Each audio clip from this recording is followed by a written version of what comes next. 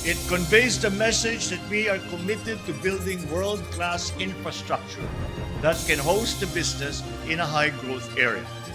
Patuloy na magtatayo ang pamahalaan ng mga world-class infrastructure. Naniniwala ang Pangulo na malaki ang maiaambag nito upang mapaunlad ang bansa. Ito ang binigyan diin ni Pangulong Ferdinand Marcos Jr. ng personal na inspeksyonin ang nasa 20-kilometer 6-lane Airport to New Clark City Access Road o ANAR sa Mabalacat, Pampanga. Kabilang sa ininspeksyon ni Pangulong Marcos ang Sacobia Bridge. Itinuturing na iconic itong 900 meters na Sacobia Bridge na bahagi ng Airport New Clark City Access Road. Inaasahan ng Pangulo na dahil dito ay darami ang mga turista at mamumuhunan.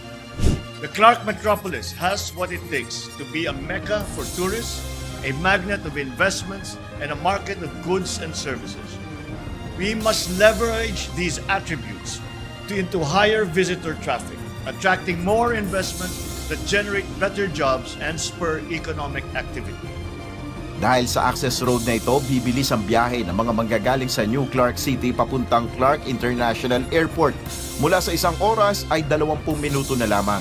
As of February 14, 95.21% ng tapos ang access road at ang natitira pang mga aayusin ay makukumpleto sa darating na Hunyo. Nel Maribuhok, UNTV News and Rescue. Diyos ang aming sandigan, serbisyo publiko ang aming pinahalagahan.